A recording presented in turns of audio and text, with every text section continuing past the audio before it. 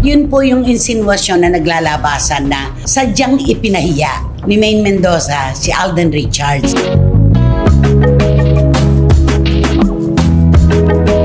Aldab. 2015 po nang ipanganak ang Aldab. 2025 na, after 1 decade, at saka mo sasabihin yun. Kaya parang napansin ng marami na meron siyang sadyang gustong patunayan sa publiko. Kaya binaback to you siya ngayon.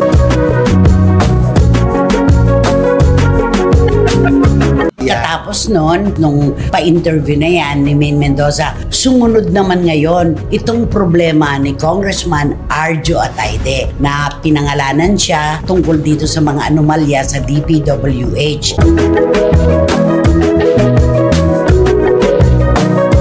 Oh, tinamaan kayo. Si Alden ang gusto mo ipahiya. Sino mas napahiya ngayon? Veteranang kolonista si Christopher Min nagulat sa ginawang pamamahiya ni Maine Mendoza laban kay Alden Richards. Arjo Atayde, damay!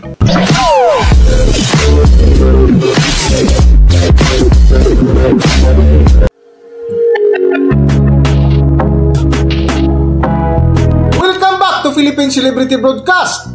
Higit isang dekada na nga ang lumipas matapos ang tambalang Aldab ay muli na namang naungkat ngayon ang kwento na kung saan pinalagan ng mga fans ni Alden Richards ang ginawang interview ng asawa ni Arjo Atayde na si Maine Mendoza na tila pinapahiya si Alden Richards. Sa vlog nga ng veteranang kolumnista na si Christopher Min ay isa ito sa kanilang mainit na paksa na kung saan muling binalikan nila ang komento ng ilang netizens ukol sa ginawang pamamahiya ni Maine Mendoza. Ito pong itatawid naming balita sa inyo. Ito po ay nagmula sa mga komento ng mga tagahanga dahil alam naman po natin na ang entablado po ngayon ng komento, opinion at kung ano-ano pa ay ang social media. Yan po, nagbibimbangan sila talaga ng mga opinion ngayon tungkol kay Alden Richards at kay Maine Mendoza. Naalala mo yung interview ni Maine na sinabi niya na nagparamdam na siya kay Alden, tinapat na niya si Alden na type niya pero hindi naman siya niligawan. Anong interpretasyon ng marami doon? Ang sabi ng mga karamihan na nakaano doon na ang interpretasyon nila sa sinabi ni Maine na parang bading si ano. Parang ipinahiya. Parang bakit hindi? Bakit ayaw naman ni Alden to si ano, di ba? Kundi iisipin mo na lang na bading siguro si Alden.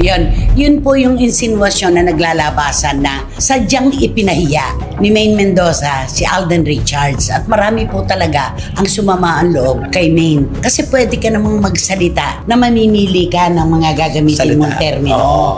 Diba? Pero ito talaga, sinabi ko naman sa kanya ano daw ang sagot ni Alden? Ayaw niya dahil masisira ang magic. Ganon. Pero ang totoo doon, ang sabi ng kanyang mga tagahanga ni Alden, sinadya yun, Parang meron siyang gustong tukuyin. Diba? Simple siya sinabi yung ganun. Bakit hindi niya naman ako niligawan? Nagparamdam na nga ako Tapos hindi ba lang siya nagpandigaw sa akin? So ibig sabihin talagang question mark. 2015 po nang ipanganak ang Aldab. 2025 na, after 1 decade, at saka mo sasabihin yun. Kaya parang napansin ng marami na meron siyang sadyang gustong patunayan sa publiko. Kaya binaback to you siya ngayon. Yun ang tingin ngayon ng mga tao dahil sa gano'n, sa after tagal-tagal, mas maganda yan nung sinabi niya yan noon pa. Pero ngayon wala na sila, hindi na nga sila walang komunikasyon, wala lahat. Ngayon pa lumabas.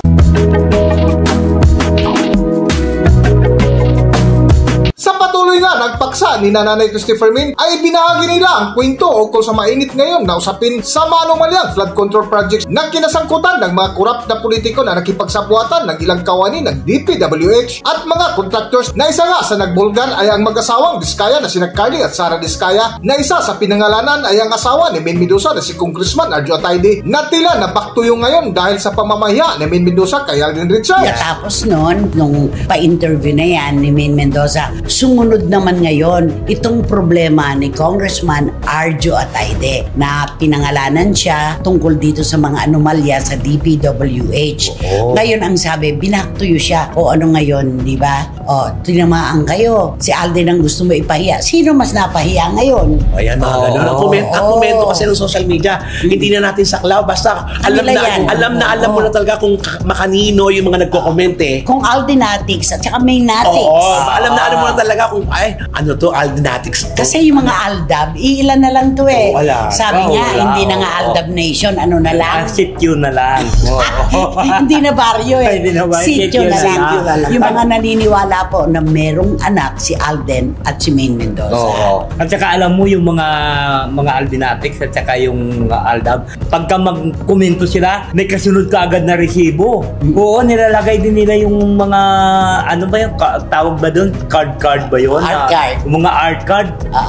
Kasama Hindi, ka at saka agad dito yun, oo. napakalinaw na right after that interview, ipinanganak naman yung mga anomalya sa Yun DPWH. ang- At ang tinamaan ng todo-todo talaga, isa sa mga politikong tinamaan, si Congressman Arjo. Correct. Ngayon, anong sabi nila? O ano, ipinahiya mo si Alden. O patagilid, sabi mo, pero sinadya mo yan. O ngayon, ano masasabi mo? Parang ganun, back to you, Maine.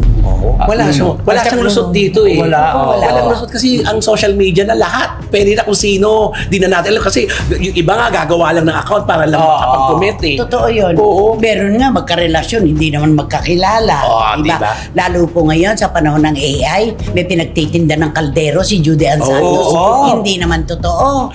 Di ba? Oo nga. Isipin mo, mali-mali pa kasi nga AI, mali ang bigkas ng mga salita. Magluluto po kayo ng sinigang, mga ganon, di ba? Ay, nako.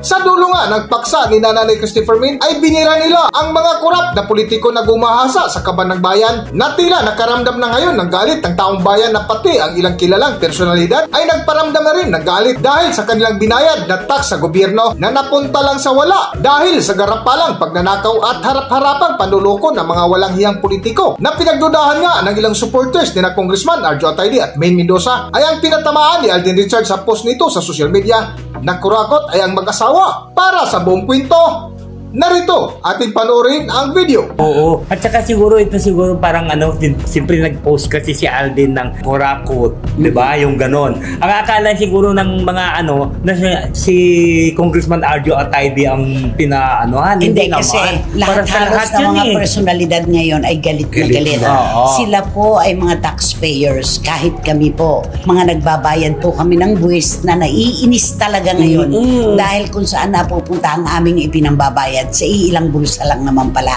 Natural si Alden nun, yung kurakot niya. Totoo naman yun. At saka tamaan na kung sino tatamaan. Oo, yan. Oo. Ay, sabi niya ngayon, di ba? Bakit? Totoo naman Kaya saan ngayon, napupunta? Binabayad. Idinudugtong na naman nila ito kay kay Arjo, kay Maine. Alam mo yun, napaka talaga ng social media. Yan nga yung kurakot. Ay, may patama. Ganyan. Tapos, tamaan na ang tamaan dyan. Sabi ni Alden, ay, nabukulan. Mga ganon. At saka sinasabi ni Alden, may araw ka rin. Totoo naman yun darating at darating din naman yung talaga sa dakong huli kung sino mapaparusahan. Ipagtanggol nyo mga sarili nyo ngayon. Yes. Yan ang mangyayari. Kaya wag ipukol kay Alden yung hindi naman niya minimin. Di ba? Totoo. Ano sabi? Back to you ka, Maine Mendoza. Sino mas kaiyahiya ngayon? Talagang lahat bumalik na ibinilig sa kanya ng mga mga nagko-comment. Kay Alden, wala resibo, sabi nila. Pero ito, may resibo. Dahil nga sa mga diskaya, di ba? Nakakalungkot lang talaga. Alam mo na pag-aaway talaga ng mga taong hindi wala na makakonnection na nagagawan tuloy ng away ang isa't isa kasi dahil sa social media. Kasi kung wala na kayong connection at wala na kayong komunikasyon, huwag nang galawin. Di ba? Nagpa-interview kayo after 10 years natural. May magdaramdam dyan. At merong magbaback to you dyan. Dahil mahal nila yung pinatatamaan. Ganun lang yon. Di ba? Kaya dapat mag-ano sila ng pananalita. Hanggang dito na lang muna ang ating video at kung nagustuhan nyo, huwag kalimutan mag-subscribe at pindutin nyo na rin ang notification bell para ma-notify kayo sa ating susunod na video. Maraming salamat!